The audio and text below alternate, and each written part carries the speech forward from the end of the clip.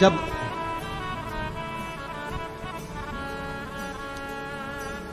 सारी दुनिया की ठोकर खा लो, सारी दुनिया के हाथ जोड़ लो, सारी दुनिया से निवेदन कर लो और उसके बाद भी तुम्हारी दुख की घड़ी समाप्त नहीं हो, तब प्रयास करना तुम्हारे घर में कोई गमला हो,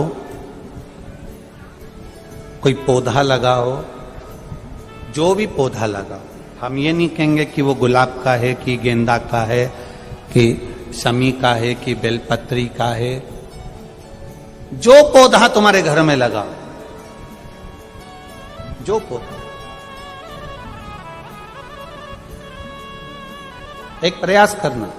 अभी सावन चालू हुआ है, अगर तुम्हें लगता है कि मेरी दुख का समय समाप्त नहीं हो रहा, मेरी दुख की घड़ी समाप्त नहीं हो रही, तो घर में रहने वाले जितने लोग आस्था चैनल पर कथा सुन रहे हैं, जितने फेसबुक यूट्यूब पर कथा सुन रहे हैं और जितने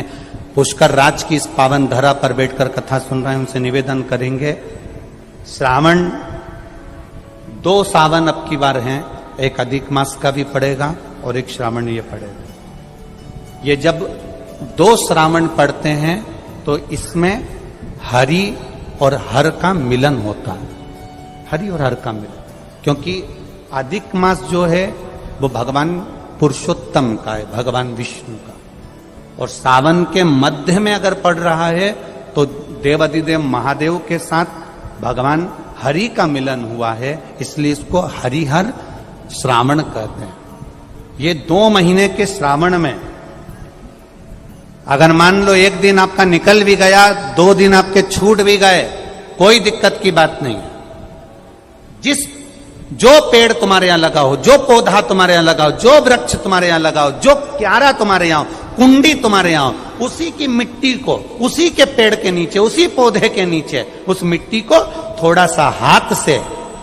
उसको उठाकर एक लिंग की आकृति बना लें। उसमें जलाधारी बनाने की जरूरत नहीं, केवल लिंग की आकृति बनाकर उसी की पूजन वहीं कर कर पानी चढ़ाकर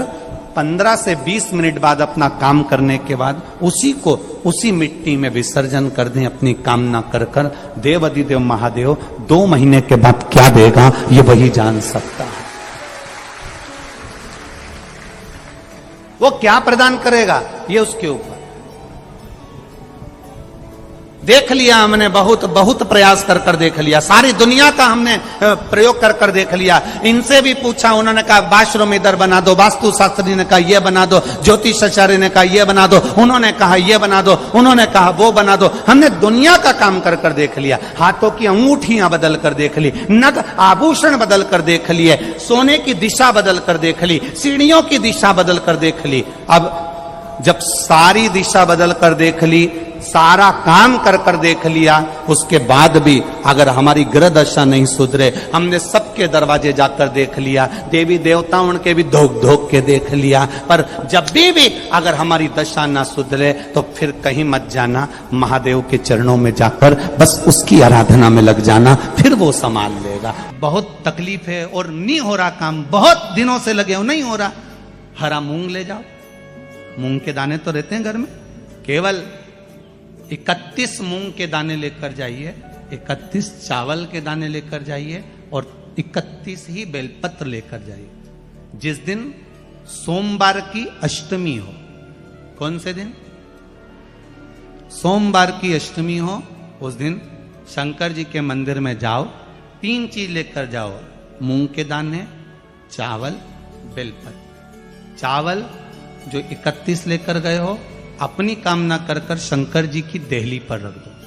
चौखट पर, कहीं पर भी एकांत में उसको रख दिया। मूंग के जो दाने लेकर गए हो 31, वो नंदी के पास में, जो नंदी का पांव ऊंचा रहता है उस पांव के पास रख दीजिए। और जो 31 बेलपत्र लेकर गए हो, वो 31 बेलपत्र अशोक सुंदरी वाली जो जगह है, आपको पहले बताया है कथा में, अशोक सुंदरी जी का स्थान